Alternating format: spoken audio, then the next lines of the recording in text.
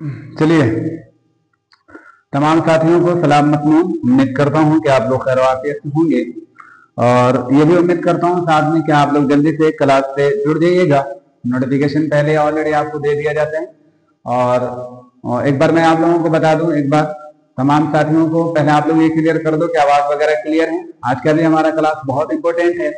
आज हम लोग नदम से मुताल्लिक एक बहुत ही मारूफ मशहूर शख्सियत को कवर करने जा रहे हैं। और जितने भी नए साथी, जितने भी नए स्टूडेंट जुड़े हैं, उनसे भी गुजारिश करूंगा कि एक बार आप लोग जरूर वीडियो को वॉच कर लीजिएगा, इससे पहले वाली वीडियो को।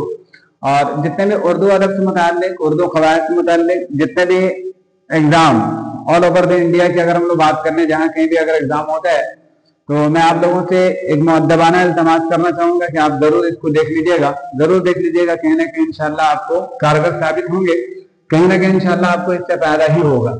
तो एक बार वीडियो को जरूर देख लीजिएगा। और जितने नए साथी उनसे मैं गुजारिश करूंगा कि इससे पहले मैं ऑलरेडी यूनिट नंबर 1 और 2 और 3 कंप्लीट करा दिया है और उसमें मैं कई बार प्रैक्टिस सेशन भी लेकर के आया है, बच्चों को मैंने प्रैक्टिस भी कराया है। अगर आप लोग नहीं देखे हैं तो एक बार वीडियो जाकर के देख लीजिएगा, यूट्यूब पे सारा वीडियो पड़ा हुआ है, आप एक बार देख लीजिएगा। और आज के क्लास को इंशाल्लाह हम लोग शुरू करने चलते हैं। एक बार सिर्फ ताकीदतन मुझे बता दीजिए कि सारी चीजें क्लियर है, आवाज वगैरह क्लियर है, सारी चीजें ओके हैं, तो आप जल्दी से एक बार कमेंट करके बता दीजिए। और मैं यहाँ से शुरू करता हूँ कि शाखों से टूट जाए वो शाखों से टूट जाए वो पत्थर नहीं, वो पत्ते नहीं हैं हम। शाखों से टूट जाए वो पत्ते नहीं हैं हम, तूफानों से कोई कह दे कि औकात में रहे। या फिर ये कहते हैं ना कि तूफान कर रहा है मेरी अज़्म का तवाफ। ये सारे स्टूडेंट के लिए जो अंदर से टूट गए हैं, मुकम्मल तरीके से ना उम्मीद हो गए, उन सारे लोगों के लिए कि तूफान कर रहा है मेरी अज़्म का तवाफ और दुनिया समझ रही है कि कश्ते भंवर में है। या फिर यूं कह लीजिए कि तू अपने कुव्वत बाजों से खुद फिरदौस पैदा कर, फरिश्ते आसमां से फूल बरसाया नहीं करते। या इन शब्दों में यूं कह लिया जाए कि मंजिल से आगे बढ़कर मंजिल तलाश कर, मंजिल से आगे बढ़कर मंजिल तलाश कर, मिल जाए तो उसको दरिया तो समंदर तलाश कर। और हर शीशा टूट जाता है पत्थर के चोट से, पत्थर ही टूट जाए वो शीशा तलाश कर। मतलब कहने का कि आप लगे रहिए, इंशाअल्लाह एक न एक दिन जरूर हम लोगों को कामयाबी मिलेगी। कामयाबी मेहनत करने वालों को कामयाबी कभी पीछा नहीं छोड़ता है, डेफिनेटली एक न एक दिन कामयाबी मिल जाती है। बस खुलूस मोहब्बत के साथ, इखलास के साथ हम लोग क्लास में लगे रहे, बने रहे। मैं ये नहीं कहता आप लोगों को कि आप इसी क्लास में बने रहे, आपको जहां से भी दिल को तसल्ली होती हो, दिल को तशक्ति होती हो, आप वहां से देखें। बट मेरा कहने का मतलब है कि पढ़ना है, but we have to study. हम लोगों को पढ़ना है, डेफिनेटली पढ़ना है। जहां कहीं भी जराए अच्छे अवेलेबल हो रहे हैं, आप वहां से क्लास कीजिए और अपनी कामयाबी में 4 चांद लगवा लीजिए। चलिए, आज का हमारा क्लास है जहां से मैं बात को शुरू करना चाहता हूँ बिला तमीज़ ताखिर। कुछ बच्चों को जुड़ने के लिए मैं ऑलरेडी कुछ इशारे रख दिए थे। देखते हैं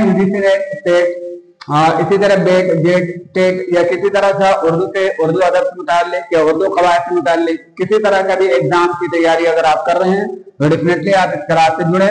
और अगर आप नए साथी हैं तो एक बार आप लोगों से रिक्वेस्ट है टू ऑल ऑफ यू कि आप लोग प्लीज एक बार चैनल को सब्सक्राइब जरूर कर लीजिएगा, बेल आइकन को प्रेस करना ना भूलिएगा और ज्यादा से ज्यादा वीडियो को शेयर कीजिएगा। और अगर वीडियो पसंद आया तो प्लीज आपका सपोर्ट चाहिए, आप वीडियो को लाइक कर दीजिएगा और एक अच्छा सा प्यारा सा कमेंट करके मुझे जरूर बताइएगा कि आपको वीडियो कैसा लगता है, आपको कंटेंट कैसा लगता है, जो कुछ भी मैं फराहम करता हूँ आपके लिए, आप जरूर मुझे कमेंट करके बताया कीजिए। चलिए देखते हैं मजमून उर्दू नज़म से मुताल्लिक आज का हमारा सवाल है। और यहाँ से कुछ पॉइंट ऑलरेडी हम लोग वक्त करेंगे जो हमारे एग्जाम के पर्पज से, एग्जाम के पॉइंट ऑफ व्यू से बहुत इंपॉर्टेंट होने वाला है। आज के क्लास में उम्मीद करता हूं कि आप लोग बड़ा सुकून से बैठेंगे और क्लास से इंशाल्लाह इस्तिफादा हासिल करेंगे। देखिए, आज हम लोग बात करने वाले हैं ब्रिज नारायण चकबस्त। अगर इनकी बात कर लिया जाए तो वतन से रिलेटेड जितने भी बातें हो, वतन से मोहब्बत हो, वतन से रिलेटेड जितने भी, इसीलिए इनको याद रखिएगा, कहा ही गया है कौमी शायर। इनको कौमी शायर के नाम से जाना गया है, मतलब ये कौम के शायर हैं। ब्रिज नारायण चकबस्त, इनके बारे में बात कर लेंगे। इनका असल नाम अगर हम लोग बात कर लें तो पंडित ब्रिज नारायण था, पंडित ब्रिज नारायण। और इनकी अगर बात कर लिया जाए तो चकबस्त ये तखल्लुस किया करते थे, ब्रिज नारायण, पंडित ब्रिज नारायण चकबस्त। अब इनके नाम से जहन में बात रहेगी क्या है कि इनका नाम उतना ज्यादा डिफिकल्ट है नहीं, चकबस तखल्लुस करते थे, ये ध्यान में रखिएगा आप लोग। और इनका पूरा नाम पंडित ब्रिज नारायण था, पंडित ब्रिज नारायण। इनकी पैदाइश की अगर हम लोग बात कर ले तो सन 1882 में इनकी पैदाइश है। कहाँ पैदा हुए थे जल्दी से बताएंगे कमेंट करके, कहाँ पैदा हुए थे? वहीं पैदा हुए। अच्छा, आपको तो ऑलरेडी सामने में लिखा हुआ नजर आता होगा कि कहाँ पैदा हुए थे। आप ये जल्दी से बता दीजिएगा। एक और मर्सिया निगार, जहां से ऑलरेडी आपको क्वेश्चन देखने को मिला था प्रीवियस में 2021-22 वाला सेशन में, आपको जरूर मिला होगा देखने के लिए। फैजाबाद से पैदा होने वाले एक और मशहूर मर्सिया निगार कौन थे, उनके बारे में जरूर कमेंट करके बताइएगा, कमेंट करके बताइएगा आप लोग जरूर।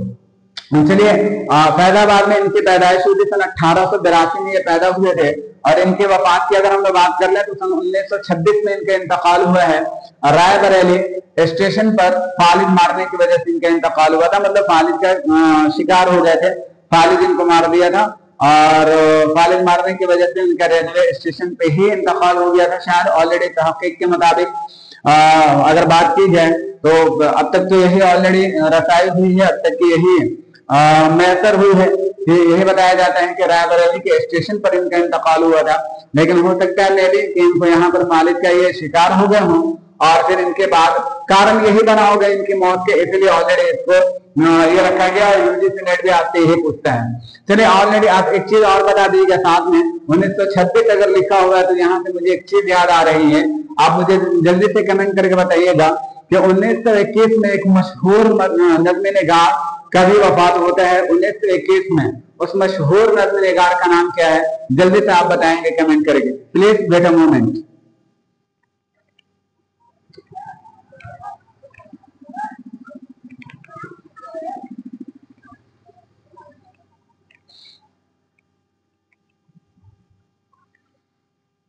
मशहूर नज़्म निगार सन 1921 में जिनका इंतकाल होता है, उनका भी आप नाम साथ में बता दीजिएगा। अगर वालिद मोहतरम की अगर हम लोग बात कर ले, वालिद मोहतरम से इनके वालिद मोहतरम उदित नारायण चकबस्त थे। और याद रखिएगा, उदित नारायण ये भी एक शायर थे और बहुत ही मशहूर मारूफ ये भी शायर थे। और अगर इनकी बात कर लिया जाए तो इनके वालिद जो थे उदित नारायण चकबस्त, वो भी एक तखल्लुस किया करते थे, यकीन। अब याद रखिएगा, यकीन से मैं आप लोगों से पूछना चाहूंगा, यकीन किस मशहूर मारूफ या किस ये कह लीजिए आप कि ये 1 minute please, let me think, मुझे सोचने दो जरा से क्या मैं पूछना चाह रहा था।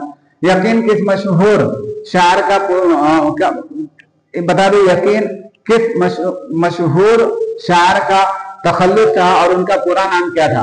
जैसे हम लोग पढ़े थे ना इससे पहले, अगर मैं आपको ऑप्शन दे ही दूं तो ज्यादा बेहतर होगा।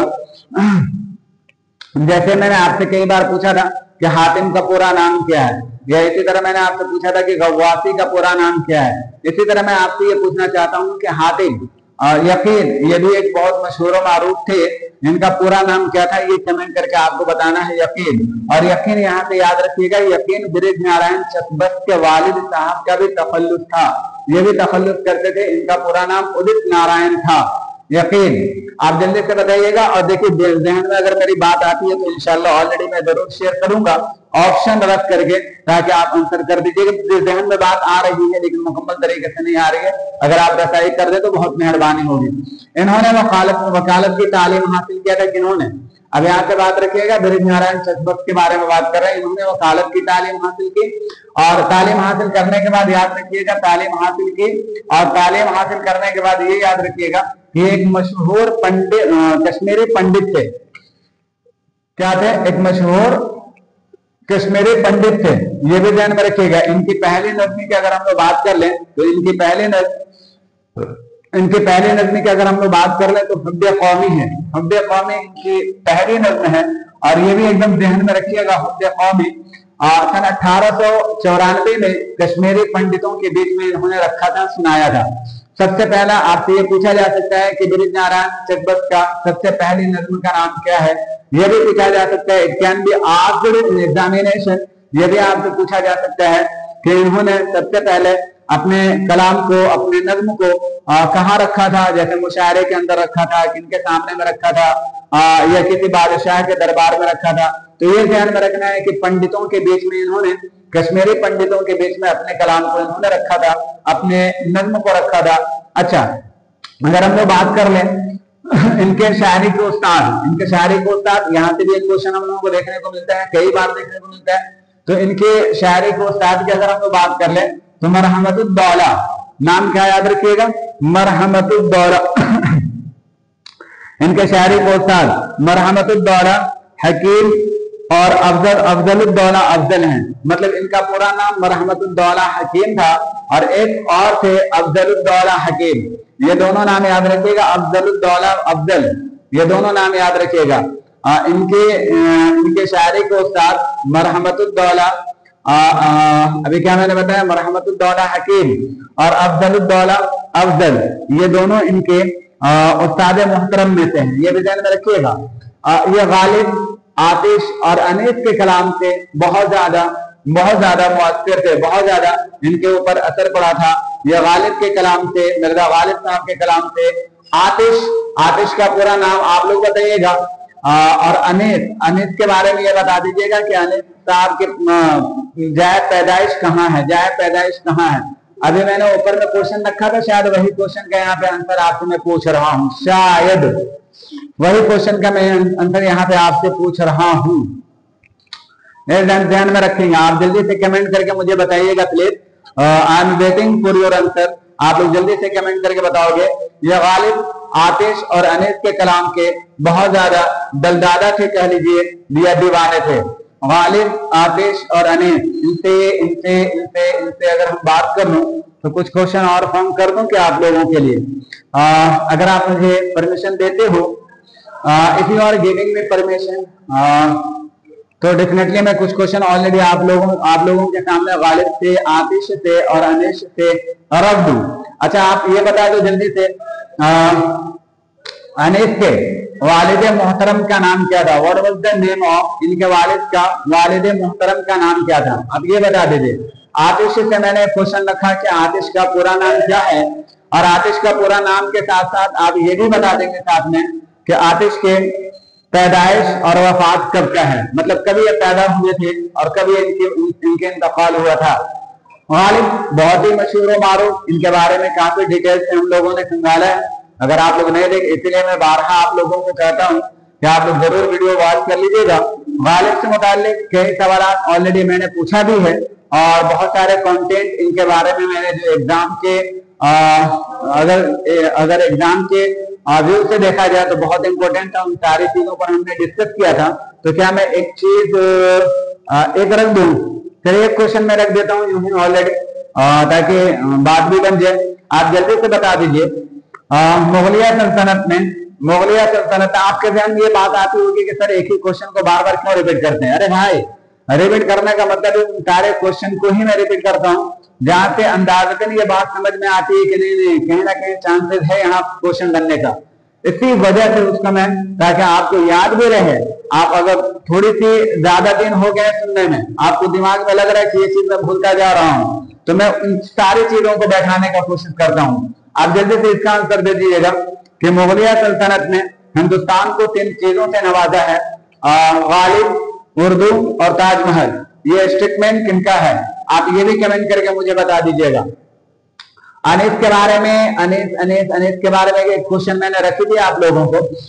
चलिए आप बता दीजिए, अनीस के एक मिसरे को, एक कलाम के एक मिसरे को पढ़ने के बाद किसने ये कहा था कि अनीस का कलाम का ये मिसरा ही काफी है, इनको पूरा कहने की जरूरत नहीं थी।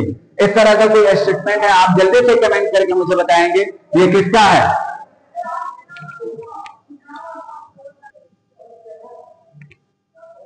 तो उनका एक मिसरा ही काफी था, ये किसने कहा था? आप ये इन तीनों शख्सियत से मैंने एक एक क्वेश्चन ऑलरेडी, इंपॉर्टेंट क्वेश्चन मैंने रख दिया है, आप लोग जल्दी से इसका आंसर कर लीजिएगा।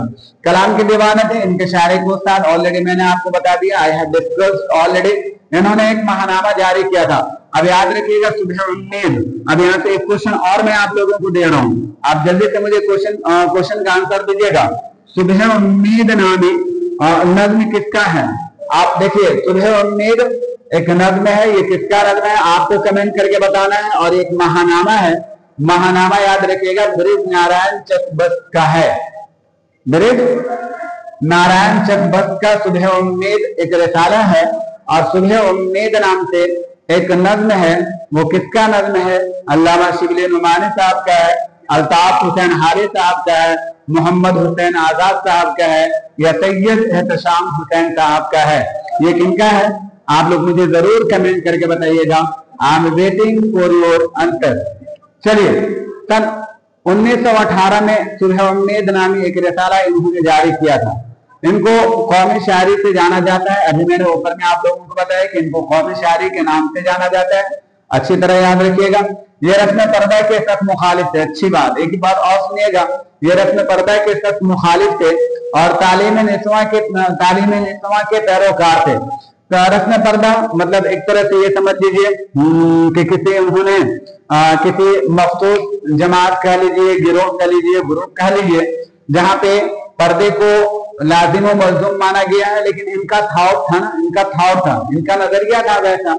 इस वजह से इनको हम नेगेटिव नहीं कह सकते हैं। इनका अपना नजरिया था, कोई अपना नजरिया पेश करने के लिए हम लोग एक ऐसे आजाद मुल्क में रहते हैं जहाँ पे अपने अपने नजरिया पेश करने का सारे लोगों को हक है, या राइट है, या अधिकार है कि कह सकते हैं। तो इन्होंने जो बात कही थी कि रस्म पर्दा के सख्त मुखालिफ थे, मतलब पर्दा करना कोई जरूरी चीज नहीं है, और तालीम निस्वां के पैरोकार थे। और ये सारी चीजें याद रखिएगा, तालीम निस्वां के पैरोकार थे। तो इन पर तो सारे लोगों को राज होना चाहिए, सारे लोगों को मुत्तफक होना चाहिए। बस यही थोड़ी सी बातें हैं कि पर्दा के साथ भी तालीम निस्वां के मतलब औरतों की तालीम पर अगर ये उन्होंने जोर देता तो और बात अच्छी होती। खैर इनके बनस्पत ये बातें सही है, कोई दिक्कत नहीं है। बस ये याद रखना हम लोगों को कि ये रस्म पर्दा के सख्त मुखालिफ थे और तालीम निस्वां के पैरोकार थे, मतलब तालीम निस्वां पर जोर देते थे। ये मुकद्दमा शेर व शायरी की भी अख्तलाफ किया, इन्होंने मुकद्दमा शेर व शायरी पर भी अख्तलाफ किया है। ये भी ध्यान में बात रखिएगा, आपसे क्वेश्चन पूछा जा सकता है कि मुकद्दमा शेर व शायरी की मुखालफत करने वाले मशहूर नज़्म निगार का नाम बताइए। तो आप ध्यान में रखिएगा, ब्रिज नारायण चकबस्त, ब्रिज नारायण चकबस्त, पंडित ब्रिज नारायण चकबस्त, ये याद रखिएगा, जिन्होंने मुकद्दमा शेर व शायरी की सख्त मुखालफत किया है। इन्होंने अपने मजमूए कलाम यहाँ से क्वेश्चन देखने को मिल सकता है हम लोगों को। इन्होंने अपने मजमूए कलाम को बिशन नारायण के नाम, बिशन नारायण, ये ध्यान में याद रखिएगा, ये नाम बिशन नारायण, हमको रेड कलर में इसको लिख देना चाहिए था, खैर हम अंडरलाइन कर दे रहे हैं, ये नाम याद रखिएगा, बिशन नारायण। इन्होंने अपने मजमूए कलाम को बिशन नारायण के नाम इंतखाब किया था। मतलब एक शख्सियत थी बिशन नारायण के नाम से, इन्होंने अपने मजमूए कलाम को इन्हीं के नाम ऑलरेडी इंतखाब कर दिया था। इनको शक्ति मर्सिया निगार से भी जाना जाता है, मतलब इनको शक्ति मर्सिया निगारी पर बहुत ज्यादा पकड़ थी, और शक्ति मर्सिया निगारी से ये ज्यादा आम हुए थे, ज्यादा मशहूर हुए थे, ज्यादा इन्हें फेम मिली थी। ये ध्यान में बात रखेंगे। अगर बात किया जाए तो अनीस और इनका चकबस्त साहब के, अगर इन दोनों के मर्सियों की बात किया जाए तो कहा जाता है ऐसा कि इन दोनों के मर्सियों को अगर खलत मलत कर दिया जाए, अगर एक दूसरे से मिला दिया जाए, एक दूसरे से कनेक्टेड कर दिया जाए, तो समझ नहीं आएंगे, बात समझ में नहीं आएगी। ये नहीं कोई पहचान सकता है कि अनीस का मर्सिया कौन सा है और ब्रिज नारायण चकबस्त का मर्सिया कौन सा है। इसी के बारे में यहाँ पे बात कही गई है।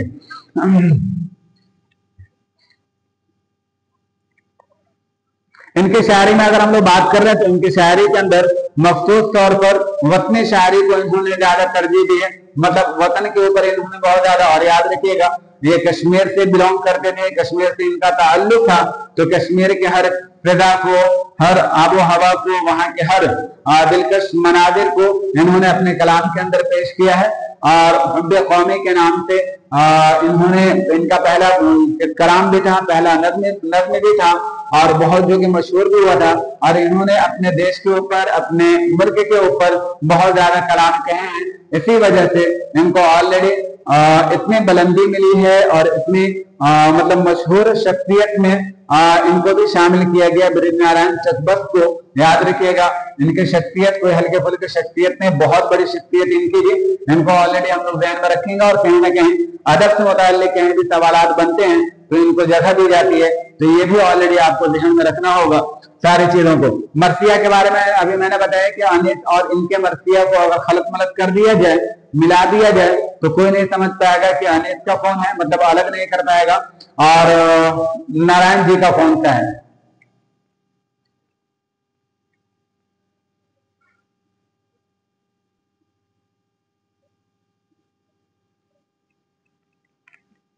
तो इनके मरसिया किनसे मिलता जुलता है, अभी मैंने आप लोगों को बताया, फौरन अभी मैंने बताया। इनका मरसिया अगर बात कर लिया जाए तो इनके मरसिए के ऊपर बहुत ज्यादा असरात नजर आते हैं, देखने को मिलता है।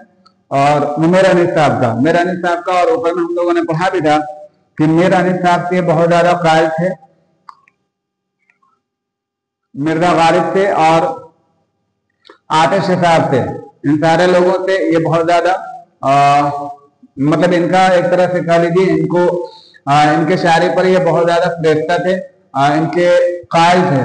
अगर हम लोग बात कर रहे हैं कुछ और चंद चीजें जो ऑलरेडी खास करके इम्पोर्टेंट है हमारे लिए, इनमें से अगर हम लोग बात कर ले तो कुछ पॉइंटेड चीजें जो ऑलरेडी हम लोग देख लेते हैं। इनके नज़्मों की तादाद की अगर हम लोग बात कर लें, हाँ एक पॉइंट और यहाँ पे ध्यान में रखेंगे, कई सारे नज्म निगारों के बारे में हमने पढ़ा, कई सारे मसीहा निगारों के बारे में हम लोगों ने पढ़ाई की। उसमें बहुत सारी चीजें ऑलरेडी मुझे देखने को मिला और आप लोगों ने भी देखा होगा और ये चीज मुशाहिदा किए होंगे आप लोग, जो मैं ऑलरेडी चाहता हूँ कि बता ही दूं।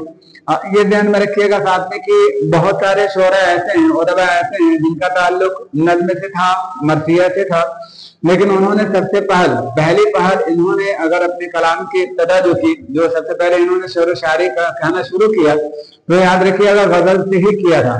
तो ब्रिज नारायण चकबस साहब ये कौमी शायर हैं, नज्म निगार हैं, अभी ऑलरेडी हम लोगों ने पढ़ा इनके बारे में। लेकिन ये ध्यान में रखिएगा इनके बारे में कि इन्होंने जो 12-13 साल की उम्र में शेरी सफर का जो इन्होंने इब्तिदा किया था, तो सबसे पहले इन्होंने गजल से ही इब्तिदा की थी। ये भी ध्यान में रखना हम लोगों को। गजल की तादाद की अगर हम लोग बात कर लें तो इन्होंने कुल गजल की तादाद इनकी जो है वो 58 है, मतलब 58 इन्होंने गजल कही है।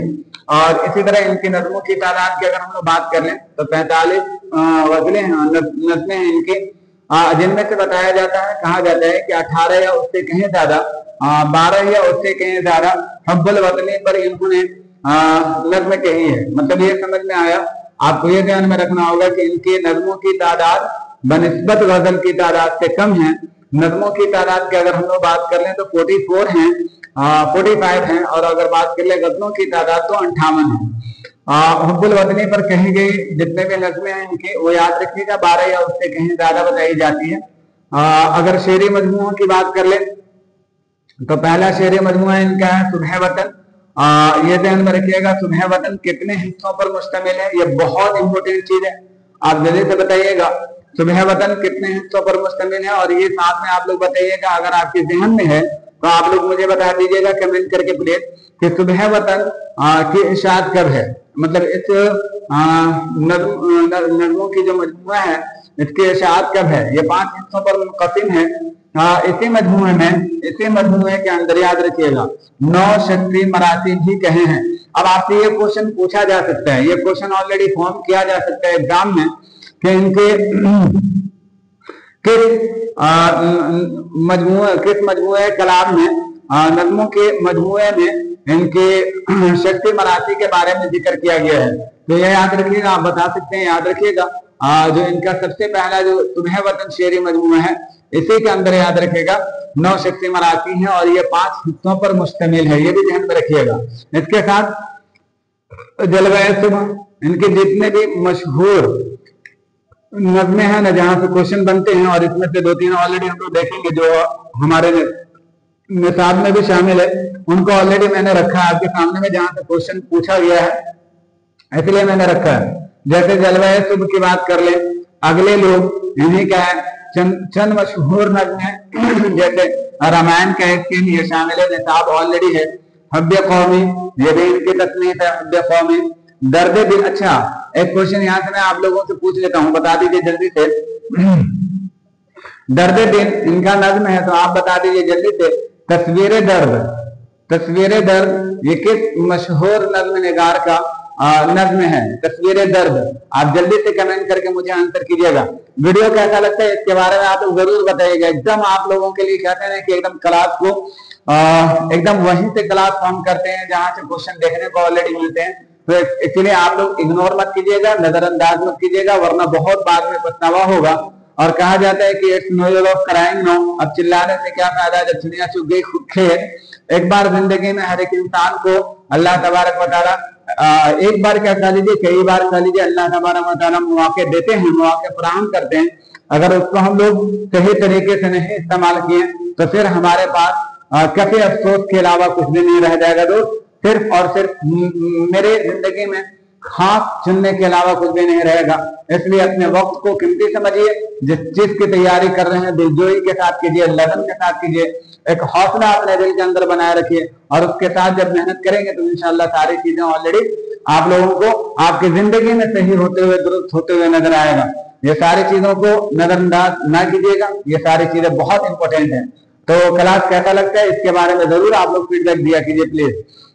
चल रहा है तो अगले लोग ये सारे के सारे नज्म जो याद रखिएगा आप लोग, चंद मशहूर नज्मों में जैसे रामायण का एक सीन, हुब्बे कौमी, दर्द दिल, यहाँ से क्वेश्चन मैंने पूछा, आप लोग कमेंट करके आंसर कीजिएगा। खाके हिंद, फरियाद कौम, जलवा सुबह, जलवा सुबह के बाद आवाज कौम, नाले दर्द, नाले दर्द, नाले जाफिदा किसकी है आप लोग बताएंगे? नाले जाफिदा वतन को हम, वतन हमको मुबारक, ये भी इनका बहुत ही मशहूर नज्म है।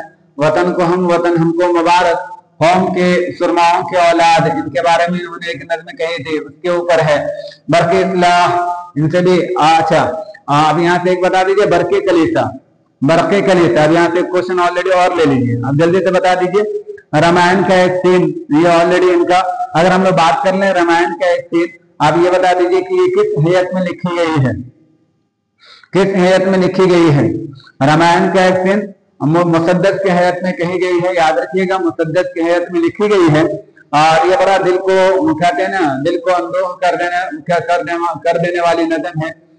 बड़ा इसका 2-3 मिसरा ऑलरेडी हम लोग सुन लें, ध्यान में रखेंगे। अगर यहाँ से क्वेश्चन फॉर्म किया जा सकता है, अगर मिल जाए तो डेफिनेटली हम लोग आंसर कर सकते हैं। जैसे नारायण रामायण का एक सीन, इनसे अगर हम लोग बात कर लें कि एक माँ और बेटी के, माँ और बेटे का एक जुदाई का कह लीजिए, रुखसत का कह लीजिए, एक इसको अंदाज को पाबंद किया गया है, पाबंद किया गया है, इसमें बंधन को दिखलाया गया है। और उसके बारे में उन्होंने कहा है राजा रामचंद्र का माँ से रुखसत होना, मतलब एक राजा रामचंद्र है, वो अपनी माँ से रुखसत होते हैं तो जैसे रुखसत हुआ वो बाप से लेकर खुदा का नाम, राह वफा की मंजिल अव्वल हुई तमाम, मंजूर था जो माँ की जियारत का इंतजाम, दामन से अश्क पोंछ के दिल से किया कलाम, इजहार बेकसी से सितम होगा और भी, देखा हमें उदास तो गम होगा और भी। ये मतलब अपने वालिद साहब को ये अलविदा कहते हैं और माँ के पास जाने से गुरेज करते हैं, एतराज करते हैं, परहेज करते हैं, बचते हैं, इसलिए कि एक तरह से माँ की ममता जो है ना, आपने देखा होगा तो समाज सोसाइटी में माँ की ममता बनिस्बत बाप के बहुत ज्यादा ऑलरेडी आप देखे होंगे कि माँ बहुत ज्यादा उनसियत रखती है बच्चों से, इसीलिए तो माँ का मर्तबा को इतनी ज्यादा बढ़ा दिया गया। मैं कॉन्सेप्ट से हट करके 1 मिनट इस्लाही बात में बता दूं आप लोगों को कि अल्लाह के नबी सल्लल्लाहु अलैहि वसल्लम के पास एक सहाबा आते हैं और वो फरमाते हैं कि अल्लाह के नबी सल्लल्लाहु अलैहि वसल्लम, मैं दुनिया में ही जन्नत कमाना चाहता हूँ, जन्नत का हकदार होना चाहता हूँ। तो अल्लाह के नबी सल्लल्लाहु अलैहि वसल्लम ने फरमाया कि जाओ माँ की खिदमत करो। फिर वो फरमाते हैं, फिर ये कहते हैं कि जाओ अपनी माँ की खिदमत करो। फिर वो फरमाते हैं, तो ये कहते हैं माँ की खिदमत करो। चौथे बार में जाकर के अल्लाह के नबी सल्लल्लाहु अलैहि वसल्लम फरमाते हैं कि वालिद मोहतरम का खिदमत करो। लेकिन उससे पहले कहा गया है ना कि there is a heaven under the sole of mother, माँ के पांव तले स्वर्ग है, माँ के पांव तले जन्नत है। बहुत ही मशहूर मकूला है। तो कहीं ना कहीं माँ के दर्जे बहुत बुलंद होते हैं। तो रुखसत हुआ वो बाप से लेकर खुदा का नाम, राह वफा की मंजिल अव्वल हुई तमाम, मंजूर था जो माँ की जियारत का इंतजाम, दामन से अश्क पोंछ के दिल से किया कलाम, इजहार बेकसी से सितम होगा और भी, देखा हमें उदास तो गम और होगा भी। माँ को बहुत ज्यादा और गम हो जाएगा। दिल को संभालता हुआ आखिर वो निहाल, खामोश माँ के पास गया सूरत खयाल, देखा तो एक दर्द में बैठी है वो खस्ताहाल। सच्चा सा हो गया ये है शिद्दत मलाल, तन में रहू का नाम नहीं दर्द रंग है, गोया बशर नहीं कोई तस्वीर संग है।